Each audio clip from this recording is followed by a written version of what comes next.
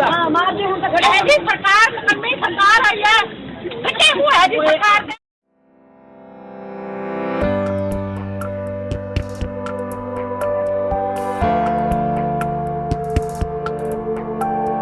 पाकिस्तान समेत इंडिया और पूरी दुनिया में सिद्धू मूसेवाला के जो फैंस हैं बहुत ज्यादा उदास हैं और एक कर्ब में मुब्तला हैं, क्योंकि 29 तारीख को सिद्धू मूसेवाला को बहुत ही शफाकियत के साथ कत्ल कर दिया गया।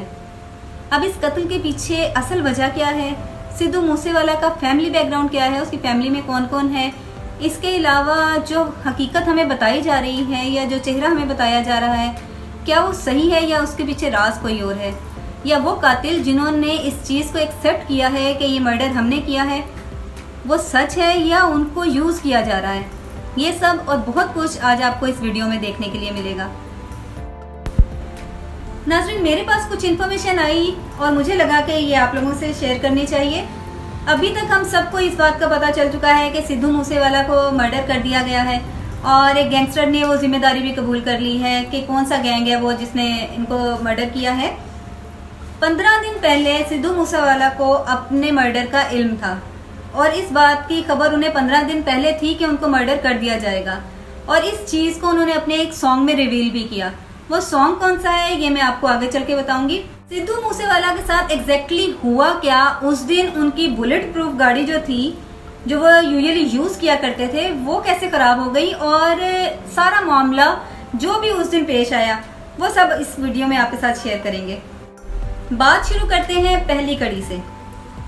सिद्धू मूसेवाला का जो मैनेजर था एक, उसका नाम था शगुनप्रीत। अब शगुनप्रीत का झगड़ा चल रहा था पैसों के लेन देन पर एक गैंग के साथ। वो गैंग था लॉरेंस बिश्नोई गैंग। उस गैंग का सरगना है विकी। इस विकी का और शगुनप्रीत का पैसों के लेन देन पर एक झगड़ा चल रहा था। अब हुआ ये कि वो डिमांड करते थे पैसों की, ये उसको एक्सेप्ट नहीं करते थे, या ये रिटर्न नहीं कर रहे थे पैसे, या वो रिटर्न नहीं कर रहे थे पैसे। ये लेन देन का कुछ मसला था। इस मसले के ऊपर इनकी लड़ाई झगड़ा चल रहा था। अब शगुनप्रीत ने मौका देकर विकी को मर्डर कर दिया। मर्डर करने के बाद वो ऑस्ट्रेलिया फरार हो गया। अब यहाँ पर यानी इंडिया में जो लॉरेंस गैंग था, लॉरेंस बिश्नोई गैंग जो है, वो इंतजार में था और इस ताड़ में था कि शगुनप्रीत वापस आए और हम इससे अपने खून का बदला। यहाँ इस मर्डर का एक और पहलू भी निकलता है, और वो ये कि सिद्धू मूसेवाला की जो लाइफ है वो सिर्फ एक सिंगर की लाइफ नहीं है, वो एक पॉलिटिशियन भी है।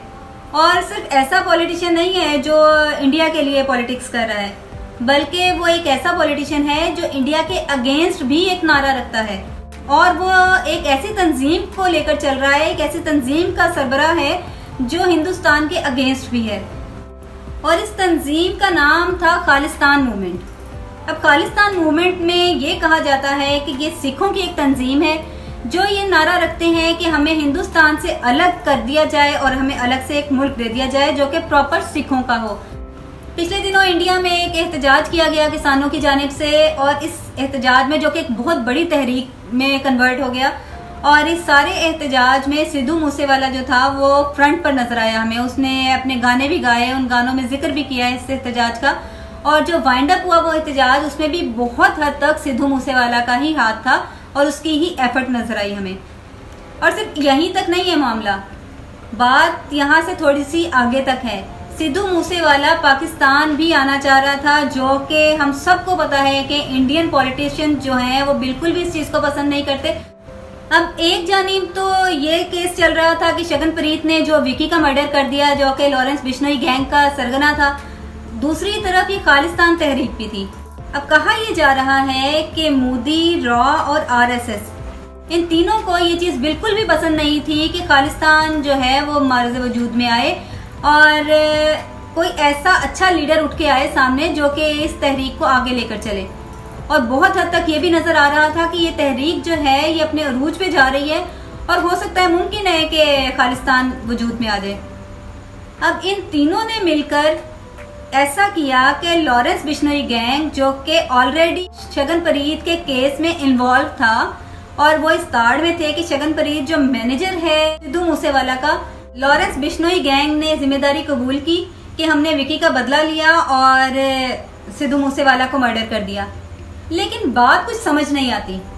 झगड़ा चल रहा है मैनेजर के साथ, और मर्डर कर दिया जाए ऑनर का।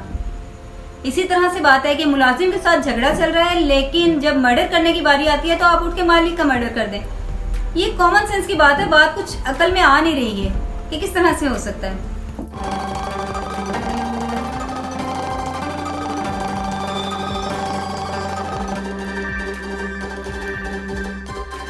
लेकिन अगर इस बात को इस तरह से देखा जाए कि सिद्धू मूसेवाला एक पॉलिटिशियन है, और पॉलिटिशियन भी ऐसा जो एक कम्युनिटी को लेकर एक नारा लगाता है जो कि है हिंदुस्तान से आज़ादी का। अब हिंदुस्तान से आज़ादी का नारा लगाया जाए इंडिया में बैठकर, तो ये चीज़ किसी भी सूरत वहाँ की तंजीमों को और एजेंसीज को एक्सेप्टेबल नहीं होगी। या फिर यूँ कहा जाए कि ये जो तंजीमें या एजेंसीज थी ये सिद्धू मूसेवाला की पॉपुलैरिटी से डर गई थी, क्योंकि उसने इस हद तक पॉपुलैरिटी हासिल कर ली थी कि बहुत नजदीक नजर आ रहा था खालिस्तान वजूद में आता हुआ। बात करते हैं कि सिद्धू मूसेवाला को अपने मर्डर का इल्म कैसे हुआ।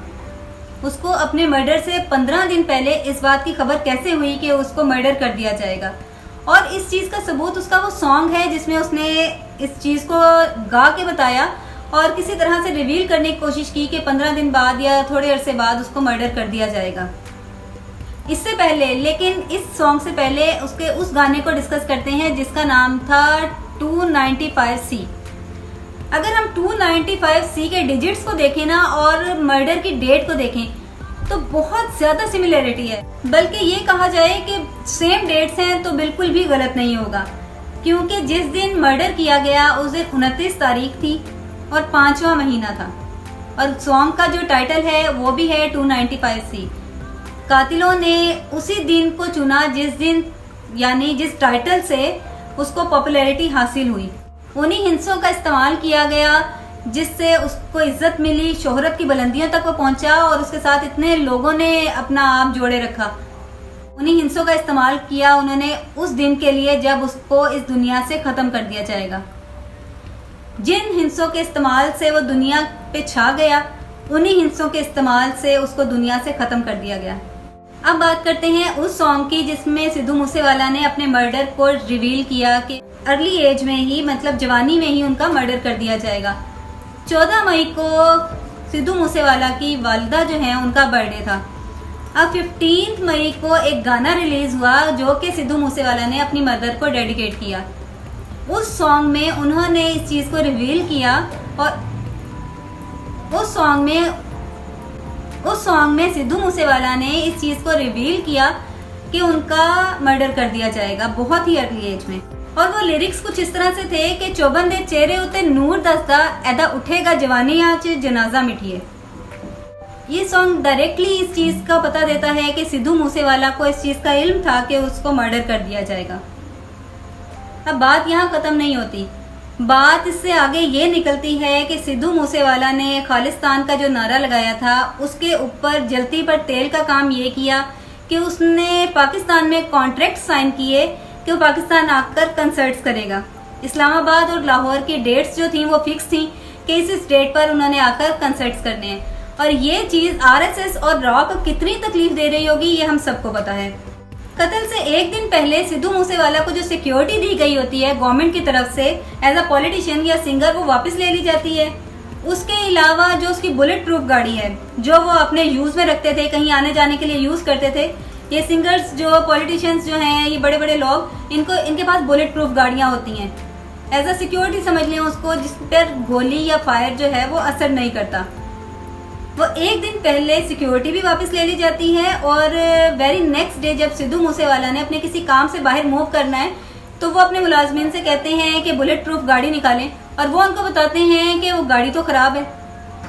से आप इन चीज़ों का कंपैरिजन करें कि सिक्योरिटी वापस ले ली गई, उसके बाद बुलेट प्रूफ गाड़ी भी खराब हो गई, लेकिन काम क्योंकि इम्पोर्टेंट था, जाना ज़रूरी था, तो उन्होंने अपनी जीप निकलवाई और उस जीप पर वो अपने काम के लिए रवाना हो गए। वो जीप को लेकर दोपहर 4 बजे घर से निकलते हैं और रास्ते में एक वाइट कलर की गाड़ी उनका पीछा करती है और फिर उसके बाद उनको रोककर उसके ऊपर 30 फायर कर दिए जाते हैं, जो कि जीप में मौजूद बाकी लोगों पर भी लगते हैं। टोटल 3 लोग थे, 3 से 4 लोग थे जो जीप में सफर कर रहे थे, और सिद्धू मूसेवाला के अलावा 2 लोग और थे, उनको भी वो बुलेट्स लगी जिसकी वजह से वो इस दुनिया से चले गए।